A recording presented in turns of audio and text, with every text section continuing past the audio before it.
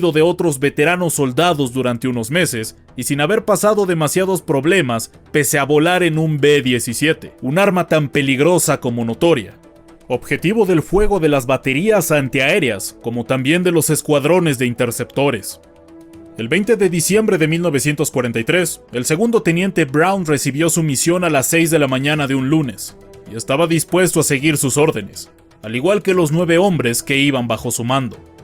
El copiloto del B-17, conocido como Ye Olde Pup, era el segundo teniente Spencer Luke, apodado Pinky. El segundo teniente Al Zadok, conocido como Doc, era el navegante. El segundo teniente Robert Andrews, conocido como Andy, se desempeñaba como bombardero.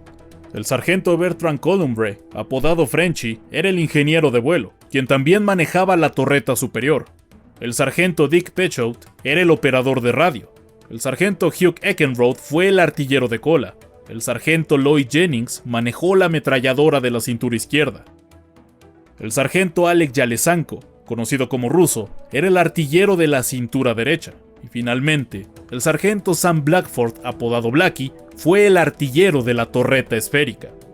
En aquella misión a Charlie no le preocupaba su muerte, le preocupaba que por su culpa muriera su tripulación, por lo que estaba dispuesto a tomar todas las medidas de seguridad que estuvieran en sus manos para evitar que una desgracia de este tamaño pasara.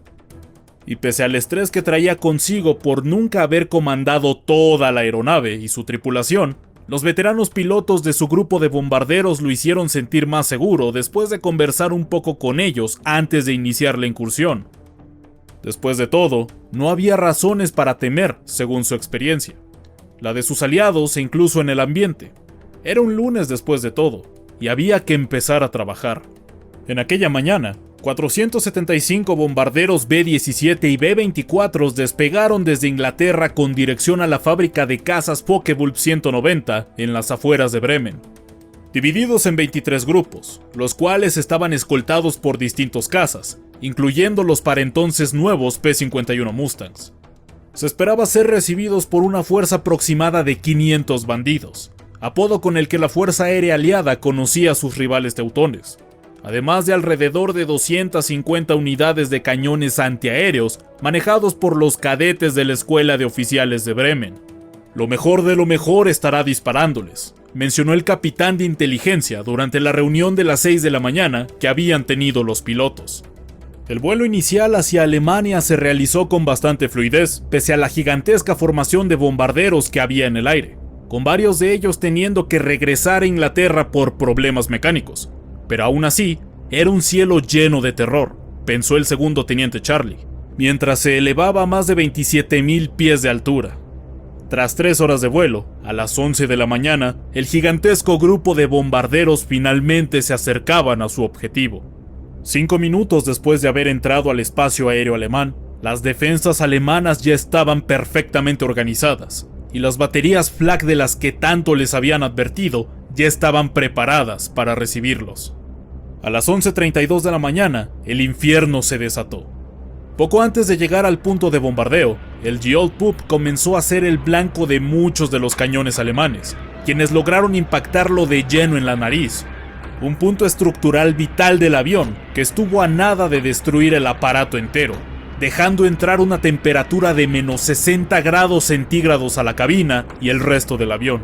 Al poco tiempo, el segundo motor de los 4 corazones del bombardero quedó inutilizado, y recibieron otro impacto de lleno en una de las alas que lo atravesó por completo, pero que por mera fortuna no explotó.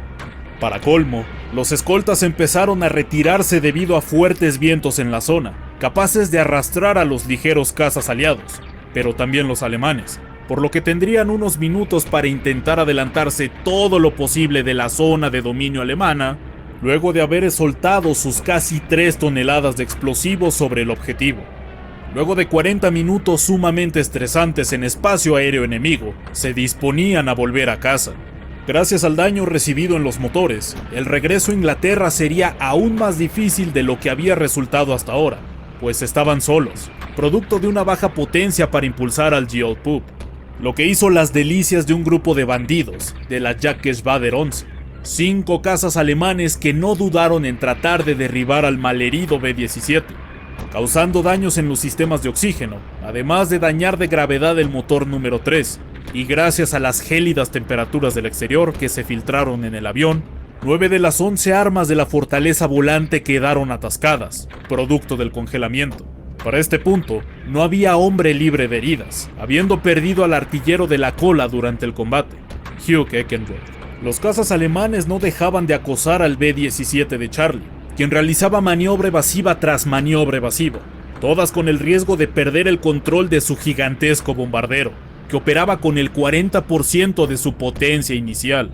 Los daños en el sistema de oxígeno habían vuelto a las máscaras de oxígeno inútiles, y pronto, toda su tripulación comenzó a desvanecerse junto a su avión, que caía en espiral directo a un duro suelo alemán, pues aún no había comenzado a nevar. Fue por un milagro y no por otra cosa que Charlie despertó a tiempo para retomar el control de su bombardero, además de haber tenido el tiempo necesario para despertar a su copiloto, levantando así las gigantescas alas de la nave en un vuelo paralelo al suelo una vez más, volando escasos 3000 pies sobre el suelo de Oldenburg, e incapaz de alzarse por encima de esta altura, tanto por potencia insuficiente como por no contar con el oxígeno necesario. No tenían opción más que seguir adelante desde una posición más que vulnerable. Aún confuso, el copiloto de Charlie, Pinky, le preguntó si estaban en Inglaterra, con una voz arrastrada. «Alemania», respondió el piloto. «Estamos en Alemania». El G-Old-Pup era de por sí una nave visible, cosa que solo incrementó más con sus motores humeando de manera exagerada, espectáculo que fue detectado por un joven piloto de la Jagdgeschwader 27, conocida popularmente como África, por su muy destacada participación en el continente africano durante los días del Afrika Korps, ya que el joven piloto era uno de sus prominentes ases, contando en aquel momento con 27 victorias que marcaban los costados de su Bf-109, y al ver una victoria prácticamente asegurada, no dudó en saltar al combate, pese a tener una bala incrustada en el radiador de su nave, lo que aumentaba el riesgo de sobrecalentamiento del motor, pero poco o nada le importó a Franz Stigler, quien se disponía a conseguir su derribo número 28 y un lugar asegurado para ser aspirante a la Cruz de Caballero de la Cruz de Hierro, partiendo con el tanque lleno de combustible y sus ametralladoras rebosando de munición a las 12:30 del mediodía. Mientras el Bf-109 de Franz se acercaba rápidamente al G-Old-Pup, dentro de este último se estaba planteando la posibilidad de saltar del avión, misma que fue interrumpida cuando la tripulación se percató de que tenían un nuevo bandido en su cola. «Dios santo», fue lo único que pudo decir Blackie, el artillero de la torreta esférica, cuando se percató del perseguidor. Franz estaba listo para atacar.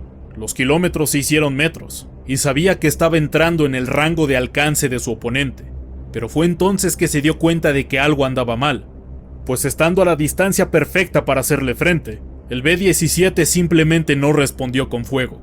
Para este punto, solo una de las 11 armas iniciales estaban en funcionamiento. Cuando Franz estaba a menos de 100 metros del B-17, pudo ver con precisión el deteriorado estado de su rival, cuya cola estaba más que reventada, además de haberse percatado que el artillero de esa posición estaba abatido, por lo que decidió pasar de largo sin tan siquiera disparar una bala. «¿Cómo es que siguen volando?», se preguntó el joven alemán. En su próxima pasada, el piloto teutón se puso paralelo al costado derecho del avión, desde donde vio una gigantesca cantidad de impactos de bala que atravesaban el bombardero, pero lo más impactante fue el ver un gigantesco agujero que de antaño tenía montada una ametralladora, herida abierta desde la cual pudo ver parte de la malherida tripulación, que poco podían hacer además de verlo a los ojos. Del otro lado, Blackie susurraba «¿Qué estás esperando?», mientras se preparaba para lo que parecía ser una muerte asegurada. La mente de Stigler estaba conflictuada. Por un lado, los bombarderos habían sido las armas que más bajas civiles habían causado hasta ahora, pues gracias a lo inexacto de los bombardeos, miles de alemanes inocentes perecieron sin apenas haber tenido la oportunidad de defenderse. Pero por otro lado, Franz era hijo de un piloto veterano de la Primera Guerra Mundial, además de haber sido instruido por un maestro que, al igual que su padre, celebraba las victorias, no las muertes. Además, lo que terminó de aclarar su mente fue el haber metido su mano en uno de los bolsillos de su chaqueta, donde encontró su rosario. «Esta no será ninguna victoria para mí», se dijo a sí mismo mientras se dispuso a escoltar a sus enemigos hasta la seguridad del mar abierto, lejos del alcance de las mortales baterías antiaéreas. Stigler se colocó a escasos 2 metros del ala derecha del G-Old-Pub, donde pudo hacer contacto visual con el piloto, Charlie, quien tenía como prioridad salvar la vida de su tripulación a como diera lugar, por lo que insistió a sus hombres a saltar del avión, los cuales se negaron a hacerlo, dispuestos a permanecer juntos hasta las últimas consecuencias. Lo primero que Franz intentó hacer fue obligar al B-17 a aterrizar en Alemania, señalando el suelo con sus manos mientras veía a Pinky directamente, quien estaba atónito de ver un alemán tratando de comunicarse con él, pero no hubo respuesta. Gracias a esto, Stigler decidió escoltarlos a través del muro atlántico, la última frontera para salir del espacio aéreo alemán, colocándose de tal manera que los artilleros flak en tierra pudieran ver su silueta, cercana a la del bombardero rival. Esta temeraria acción resultó ser la más acertada, pues los artilleros creyeron que se trataba de algún vuelo de prueba con una aeronave capturada, algo que no era nuevo, y tras unos minutos de angustia, el G-Old-Pub estaba volando por encima del frío mar del norte. Una vez en mar abierto, Stigler intentó que viraran hacia Suecia, la cual se encontraba a media hora de distancia, gesticulando Sweden una y otra vez, tratando de que sus enemigos entendieran el mensaje, pero este intento fracasó. La tripulación de Charlie creyó que estaba intentando hacer que volviera a Alemania, algo que no estaba dispuesto a hacer. Luego de intentar comunicarse tras unos minutos más, Stigler solo pudo hacer una última cosa: saludar al confundido piloto y regresar a su patria tras pronunciar: «Buena suerte, ahora están en manos de Dios».